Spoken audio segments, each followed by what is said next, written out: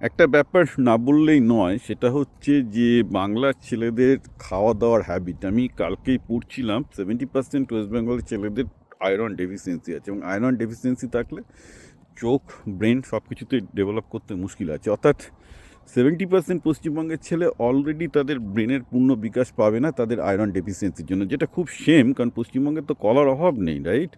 আমাদের কাঁচা কলা থেকে শুরু করে মোচা, থোড়, এগুলো তো আমরা আগে প্রচুর খেতাম, প্লাস তার সাথে শাকসবজি খেতাম, যেগুলো আয়রনের একটা বিশেষ সোর্স। তো প্রশ্ন হচ্ছে এই যে আমাদের কি তাহলে পশ্চিমবঙ্গের ছেলেমেয়েরা গ্রাম এবং শহরে দুটো জায়গাতেই কি এইসব শাকসবজি খাওয়া কমিয়ে দিয়েছে? আমার তো সেটাই মনে হচ্ছে, ডেটা যা বলছে। তার থেকেও বড় কথা, পশ্চিমবঙ্গের শহরের দিকে ছেলেদের, বিশেষ করে যেগুলো ইংলিশ মিডিয়ামে পড়ছে বা আমার একটু টাকা পয়সা আছে, সব খেলাধুলা করছে না, টিউশনি করছে।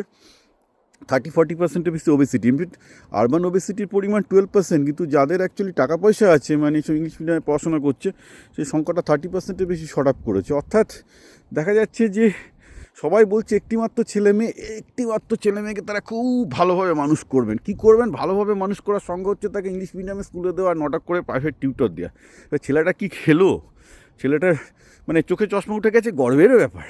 না, আমি অনলাইন ক্লাস নিই যেগুলো, সেগুলোতে দেখি প্রায় সবার চোখে চশমা আছে। মানে কিরে, আমার তো বয়স 52, আমার চশমা লাগছে না, তোদের কেন চশমা লাগছে? বিশেষ করে বাঙালির চশমা লাগা উচিত নয়। বাঙালির যা ফুড হ্যাবিট, মানে মাছ এবং শাক, সেটা তো মানে মানে সবচেয়ে ভালো জিনিস চোখের জন্য। এবং যার জন্য আমার 52 বছর বয়সেও চোখ ঠিক আছে, এত তো আমি ওদের থেকে তো অনেক বেশি চোখের ওপর ট্রেস করি।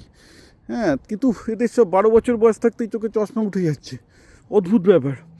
এগেইন সব দিক থেকে দেখা যাচ্ছে যে বেসিক্যালি একটা বিশাল আয়রন ডেফিসিয়েন্সি থেকে শুরু করে অনেক কিছু ডেফিসিয়েন্সি হচ্ছে, সেগুলো নিয়ে প্রপার স্টাডিও হয়নি। কিন্তু এটা বোঝা যাচ্ছে যে পশ্চিমবঙ্গের ছেলেদের যে বিশাল পরিমাণ আয়রন ঘাটতি হচ্ছে, ডেফিনেটলি এর একটা বড় কারণ আমরা আমাদের আসল বাঙালি খাবার কি? মাছ আর শাক।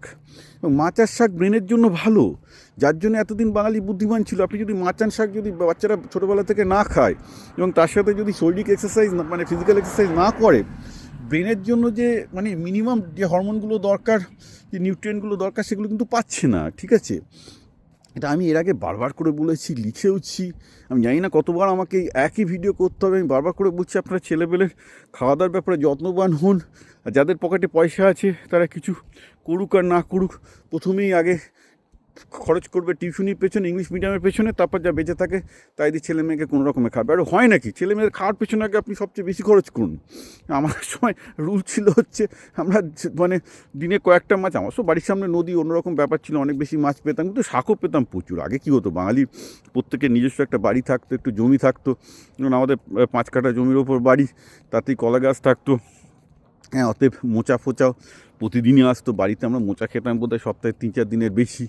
তার সাথে তো মানে আমাদের কি বলবো, মানে বিভিন্ন রকম 2-3 রকমের শাক সবজি খেতাম। এই নয় যে বাবা জোর করে খাওয়াতো। আমি বাইরে আমি এখনও প্রচুর শাক খাই, আমি বারবার করে বলছি আমি এখনও প্রচুর শাক সবজি খাই।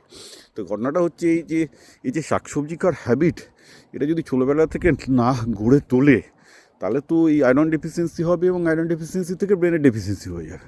ছেলেপেলে ব্রেনে নিতে পারবে না 2 দিন বাদে। ঠিক আছে, নিতে পারছেও না। ইনফ্যাক্ট ম্যাক্সিমাম লোকজনকে আমি যেটা দেখতে পাচ্ছি, তাদের ব্রেনের ডেভেলপমেন্ট খুব একটা ভালো হচ্ছে না।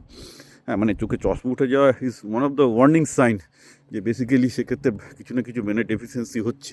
তো আমি সেই জন্যই বলবো যে আপনারা আগে আপনাদের ছেলে মেয়েদের ওই রকম মানে লাখ লাখ টাকার টিউশনি পড়ানো ধার করার আগে দেখুন ছেলে মেয়েদের যাতে মানসিক স্বাস্থ্য, শারীরিক স্বাস্থ্য, শরীর আর মন যেন ঠিকঠাক থাকে।